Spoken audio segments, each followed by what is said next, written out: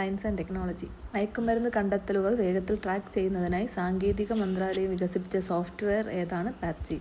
സൂര്യപ്രകാശത്തിന്റെ സഹായത്തോടെ carbon dye ഓക്സൈഡിനെ methanol ഇന്ധനമാക്കി മാറ്റാൻ കഴിവുള്ള ഒരു ഫോട്ടോ കാലിക്കറ്റ് മെറ്റീരിയൽ അവതരിപ്പിച്ചത് ITI ഗുവാഹത്തി. അടുത്തിടെ അരുണാചൽ പ്രദേശിൽ നിന്ന് കണ്ടെത്തിയ പുതിയ ഇനം തവളകൾ ലെപ്റ്റോബാക്ടീരിയം സൊമാനി, ലെപ്റ്റോബാക്ടീരിയം മെക്കൂക എന്നിവയാണ്. അടുത്തിടെ മിസോറാമിൽ നിന്ന് കണ്ടെത്തിയ പുതിയ ഇനം പാമ്പ് കലാമേരിയ മിസോറോമെനസിസ്. ലക്ഷദ്വീപിന്റെ ഭാഗമായി കവരത്തി ലഗൂണിൽ നിന്ന് കണ്ടെത്തിയ ക്രിസ്റ്റേഷ്യൻ വിഭാഗത്തിൽപ്പെട്ട പുതിയ സൂക്ഷ്മജീവി ഏതാണ്? India font Bijoy. ജനുവരിയിലെ പ്രധാനപ്പെട്ട ചരമ വാർത്തകൾ. 2025 ഡിസംബറിൽ അന്തരിച്ച ബംഗ്ലാദേശിലെ ആദ്യ വനിതാ പ്രധാനമന്ത്രി ആരാണ്? ഖാലിദ സിയ.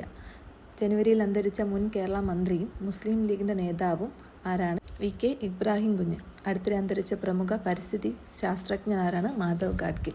അന്തരിച്ച മുൻ കേന്ദ്രമന്ത്രിയും ഇന്ത്യൻ ഒളിമ്പിക് അസോസിയേഷന്റെ പ്രസിഡന്റുമായിരുന്ന വ്യക്തി സുരേഷ് കാൽമാടി.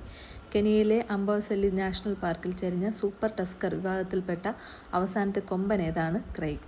2026 ജനുവരിയിൽ അന്തരിച്ച ഹംഗേറിയൻ സംവിധായകൻ ആരാണ്? വേലെ താർ.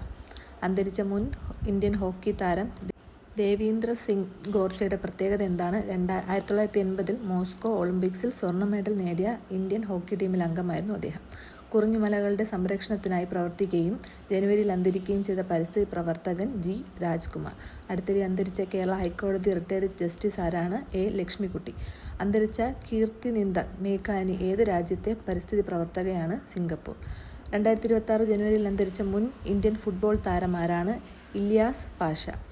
ബുദ്ധിവൈഭവം കൊണ്ട് അതിശയിപ്പിക്കുകയും 100-ലേറെ ചൈനീസ് അക്ഷരങ്ങൾ തിരിച്ചറിയുകയും ചെയ്തിരുന്ന ഏത് ചിമ്പാൻസിയാണ് അടുത്തിടെ ജപ്പാനിൽ ചരിഞ്ഞത്? AI. 2 വട്ടമെങ്കിലും റിപ്പീറ്റ് കേൾക്കാൻ ശ്രമിക്കുക, അപ്പോൾ പെട്ടെന്ന് മനസ്സിലാവും.